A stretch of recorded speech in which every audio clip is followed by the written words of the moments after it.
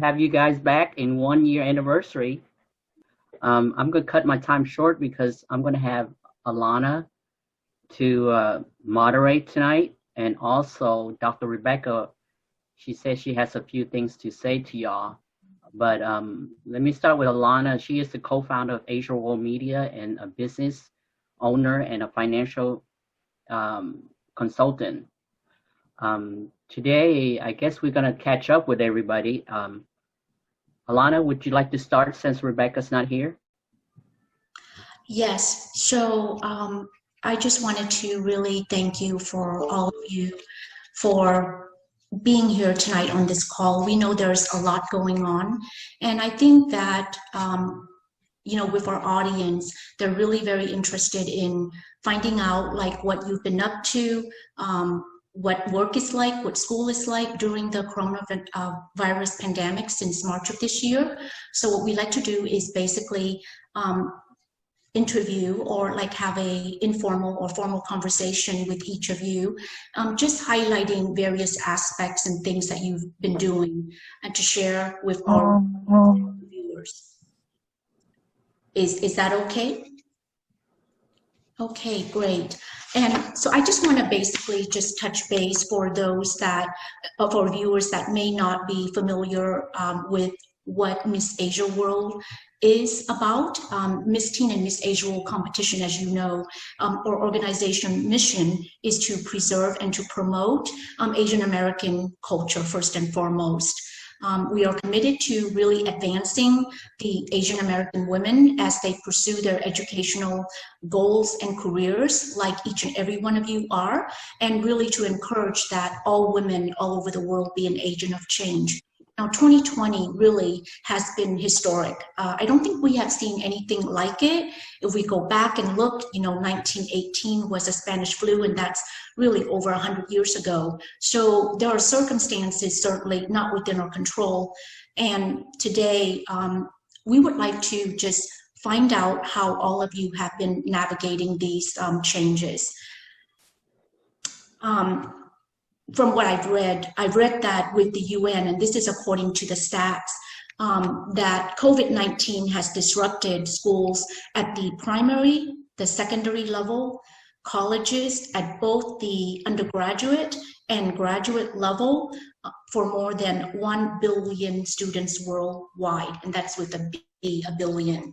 So having said that, we like to really see how this disarrangement, both from a societal and an educational disruptor change, has affected all of you. So we'll begin first with Savannah Pham, Miss Asia World 2019 to 2021.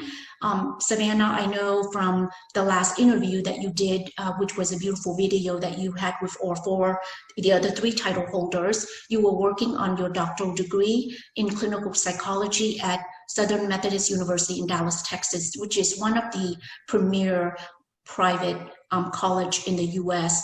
And we would like for you to just share with us how you've been doing, and please update us on your studies and your research. Yes, so I'm currently a third-year doctoral student, and as part of my clinical psychology training, one of the things that we do in addition to taking coursework, in addition to doing research, is we also see clients. So I work as a therapist, and something that's been really interesting to navigate because of the COVID-19 pandemic, doing therapy over Zoom, actually. So because of the shelter in place and requirements from Dallas County, I've been seeing all of my clients over telehealth. And that's definitely been something new to navigate because part of the therapeutic relationship is being able to see people in person, being able to see their body language and things like that. So it's definitely been interesting to navigate that transition, but it's also just highlighted the importance and the passion that I have for the work that I'm doing, because we know that as a result of the COVID-19 pandemic, we've seen an increase in the number of mental health problems, an increase in substance use and abuse among populations worldwide. So it's been all the more important for me to do the work that I'm doing as a mental health practitioner, in order to keep people healthy and to continue studying what the effects of COVID-19 are. And then just in addition to that, in terms of my research, we've also seen a rise in anti-Asian discrimination as a result of COVID-19 and some of the anti-Asian rhetoric that's been going around because of the fact that the virus originated in China.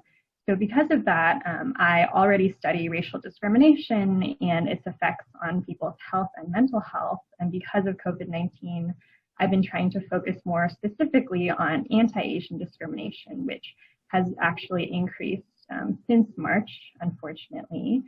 And we're just trying to see what about this anti-Asian discrimination is affecting people's health, mental health, and what can we really do as a community to help people and to alleviate some of the burdens that people are experiencing on a day-to-day basis. So I think the COVID-19 pandemic has been challenging with regards to having to transition to doing everything online and not having access to certain resources. But it's also been a time for me to kind of take a step back and reflect on why the work that I'm doing is so important and why I'm so passionate about providing mental health services and also studying discrimination and things that are really affecting our Asian American community. Well, thank you so much for that.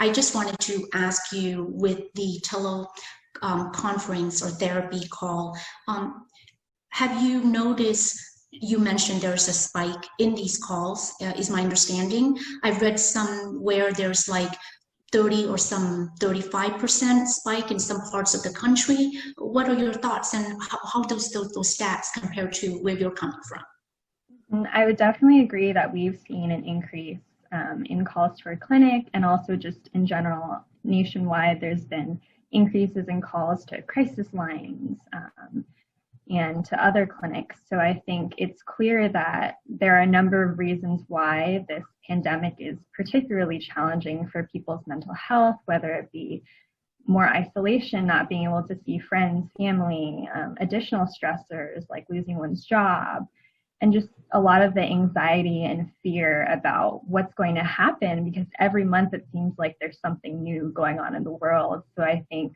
this is a very unprecedented time and people are struggling. I actually wrote a blog for the Asia World Media site about how you can maintain your mental health during COVID-19 that I would encourage folks to read, because I think there are a lot of things that we can do individually to help ourselves, but then there are also other resources that we can reach out to when it becomes too challenging to handle on our own. Yes, and of course, our viewer can find Savannah article on Miss Asia World. It is one of the posts that we have put up. But if you just could give our audience just like 1, 2, or 3 pointers from that article that you've written, just if you could just share just like 3 pointers. Mm-hmm. Yes, I think something that I tell my clients is the most important thing, or one of the most important things about staying healthy during the COVID-19 pandemic is maintaining your structure. So for a lot of us, it meant working from home, having to take care of family members or kids, in addition to balancing all of these other roles that we have. So the most important thing is still setting a structure, getting up at a certain time, eating lunch at a certain time. So structure is most important. And the second is just maintain your health. So whether that be exercising, eating healthy, not engaging in, excessive alcohol use, that is so important. And then finally, staying connected to other people. It can feel really isolating if you're in your apartment at home all the time and you're not able to see your classmates, your friends, your family. So setting up things like a Zoom call or having a little happy hour over FaceTime is something that can help us stay connected and also just remind each other that we're all here to support one another through some particularly challenging times. That is just fantastic. I'll say hooray to that. And I know that Dr. Rebecca Good just joined us. And Rebecca, would you like to say hello and to say anything for our title holders? Well, thank you for yanking me out of my world and back into yours. I tell you, I'm yanked into different worlds at different parts of the day. So thank you for that. This is a chance to be able to say, again, ladies, congratulations. I hope that you've had an interesting year despite COVID. I don't know if COVID made it even more interesting, but use COVID as an opportunity to look for the positive side of things. Certainly we're doing that in our school world. We have lots of positive things that have come out of this COVID period. Yanking parents and teachers into the 21st century around technology would be number one. But anyway, I look forward to hearing your stories about your year. Thank you. And so we are going to proceed and move to Kathy saying, hello there. Hello. Of course, all of you know that Kathy is Miss Asia World Princess 2019 to 2021. Currently, Kathy works for Microsoft, and she's looking, as always, forward into the future. And Kathy is going to be here with us today to really discuss about innovation and the upcoming technology that we might see one day. Yeah, absolutely. It's been interesting the past few months. So currently, I've been based out of Seattle for work. I've been staying here during quarantine. And as a tech consultant prior to COVID, I was traveling almost every week, Monday through Thursday, to work with my team and meet with customers for projects. And starting around mid-February, we transitioned to fully remote work. And part of it, we just have to be mindful of what people on our team and people on the customer side are going through during this time and try to be understanding about deadlines. And also had to learn with team members how to fully interact with them through calls, and had to clearly communicate and be mindful of my tone since things can be misconstrued through those calls. So my role in my current project involves managing a team that works towards migrating on-premise applications to the cloud and allowing customers to better manage their workloads and close down physical data centers. I did notice I was working more hours while working from home. Since work in home is so blurred these days, I had to intentionally set boundaries and take time for myself. And some things that I found that were helpful were to just settle into a routine, take time for yourself, and intentionally show gratitude. So it's just been a strange time, and I'm thankful to have a job and have the opportunity to work from home and to be in contact with friends and family, and of course in this Asia World community. So it's cool to see that for my role, we learned that we are capable of being fully remote. That will mean future work will probably be more remote and flexible as well. Anybody else have any questions or anything to add, Rebecca, Anthony? I love the fact that she is wearing her crown in Seattle. So how did you know to bring it with you? I ended up carrying it in my luggage because I ended up stopping by in Dallas for the last filming, and then I just had it in my luggage ever since. That is too funny. That's great. Okay, so we're now going to move to Sasha Carey, right in the center panel here. She is Miss Teen Asia World 2019-2021, and I believe you're going to be a senior in high school in Frisco, in Texas, starting very soon. That's my understanding. In 2 days, tomorrow I'm gonna be a senior technically at Frisco ISD. And with Corona happening and the whole pandemic just coming out of nowhere technically, it's definitely like made me look back at the whole picture, because before I anticipated going back to school and right after spring break, because I came from debate state. So I came back in the bus and I was like, okay, I'm going back to school, and all my stuff was still in the locker. And so I think with the whole pandemic coming out and about right now, it's definitely been really weird. I think it's a really weird time for seniors in high school because with the college admissions process, a lot of people's standardized testings have definitely been canceled. Mine have been canceled almost 5 times, I believe. So I think it's just really weird, like a really strange time, but also it's definitely given me the opportunity to get closer to my family and focus more on specific aspects of my life that I can perfect and that I can do better. Like before the pandemic happened, I would definitely not wake up as early. And I know that's really ironic because you would think that I would sleep in, but I've definitely waken up more early and started to go on runs to like clear up my mental health and to get myself back on schedule, like Savannah was talking about. I think that's really important to do. And additionally, like for my Charitable Students of America club that I'm involved in, before the pandemic happened, we planned to host like multiple tournaments this summer and fundraise over for Mental Health America and various organizations like NBCF. But since the pandemic had happened, we switched that to like remote volunteering where you can do it at your house and you like it's all quarantine safe. And another thing that we really were involved with this year is we were able to donate to Austin Street Center, which is a homeless shelter in downtown Dallas. And how we did that is we wanted to really give back to our community because Dallas is so close by to my home. And I think that that's like a huge sector where they need masks and they need supplies, especially like during coronavirus times. So we were able to have like our own like little station where everything is sanitized and everything's like very safe. And we were able to go over there just like a few days ago and drop off all the supplies. And it was really heartwarming to see how much like, even though like the whole pandemic happened, how like innovative like our members in our club and our community really is in giving back.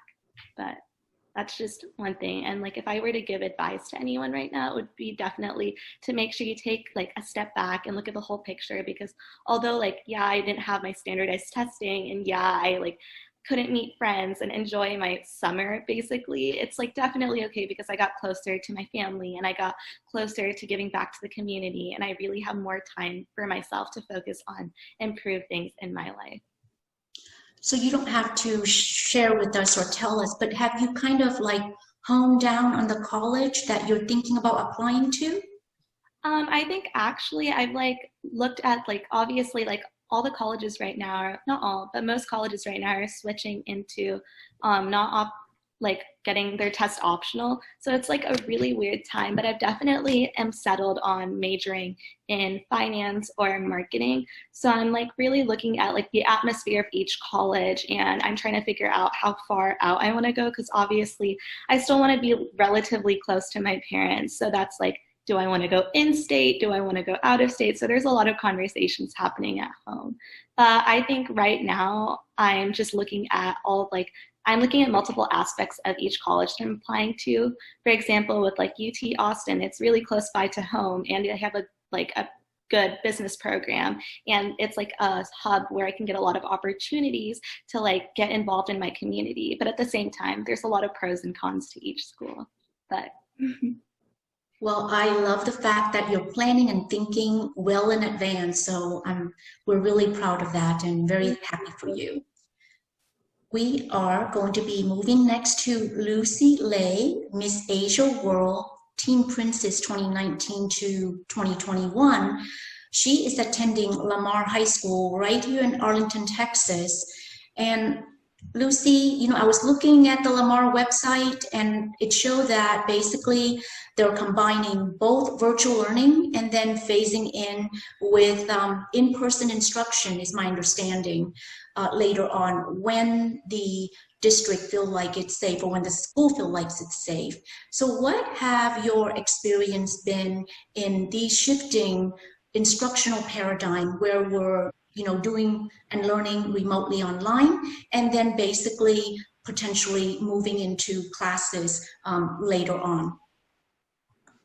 Yes, as far as school-wise, I do attend Lamar High School, like you said.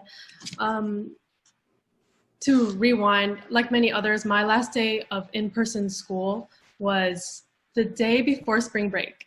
So like me and Saisha in high school, we had no idea that we were not going to be coming back to school. After spring break, I had my first experience of virtual learning. And I'd say at first it is very unmotivating with different environments. The productivity can vary very differently. But with AP exams coming up, I definitely was very stressing. And that just made me really appreciate in-person learning. As much as I hated it while in like doing it, actually, I really looked back and appreciate all my teachers being there in person, because it is definitely a very different experience, virtual learning and in-person learning. As far as this upcoming semester, for all I know is that I will be virtual learning until September 27th. And my teachers had told me that the way online is going to work once after that date will be our classes will be split up into 2 groups. So all students will be split up into 2 groups, and one group will be attending the Monday and Tuesday in person, while everyone stays home on Wednesday, and group B will attend Thursday and Friday in person. So that's as far as I know. If I were to assume that it's going to be ran the same way as the time right after spring break of the last semester, then I personally will be okay with that. I have adapted to it, and I really like having all the time on my hands to create my own schedule. I found that it was very helpful for me to get work done rather than being in school. Personally, COVID-19, it has affected me, but if I were to be honest, I don't think it was on a crucial level. I'm very lucky to have parents that are still financially stable during this time, as I know many others may not. Like Saisha and Savannah has said, I've been trying to keep myself busy, creating a realistic schedule to follow, just keeping structure to my life. I think that's very important. And with my grandparents at home, I try to limit myself from going out into public places as much as possible, just to reduce the risk of me bringing home the virus. Being socially distanced has taken a big toll on me. I'm personally very a social person. I love talking to friends, but I mean, as much as it seems like it's not that effective, being isolated is really mentally draining, I think. And as humans, we rely on social interaction. So I've just been trying to keep myself as in contact with my friends as possible through Zoom, FaceTime, text, anything like that. And yeah, so that's pretty much what I've been up to so far. Well, thank you so much for sharing. I did want to ask you in terms of, because I've been seeing reports that some parents, some teachers are not comfortable with, these back to school session in class. And I'm just wondering for Lamar, have you heard about an option to where if that date rolls around when in class will commence, and for the parents and the students that are not comfortable into going into school, is there an option for you to opt out, or do you basically have to go in? I totally get what you're saying. I'm sorry, I didn't mention that. There is an option where you can be all online, but as far as my counselor has let me know that there are certain classes that require in-person learning. So if you happen to choose one of those classes under that list that requires you to be in the classroom, then you must attend that, or I'm sure you have to drop it. That's as far as I know for now. I know personally that my parents and I would not go to school in person. I would choose all online. But for people who are going in person, yeah, you can choose all in person, but you will only attend 2 days out of the week. I see. Fantastic. So it seems like that we are navigating through this on our own ways. And I just want to basically thank you to each and every one of you for sharing your thoughts, your ideas, and your experiences during these uncertain and ever-changing times. I will turn this over to Anthony and see if he would like, to just close our session for today. Thank you, Alana. Well, I'm so proud of everybody for being so optimistic and flexible during this pandemic. Thank you to everybody joining us today, and hopefully we can continue this conversation soon.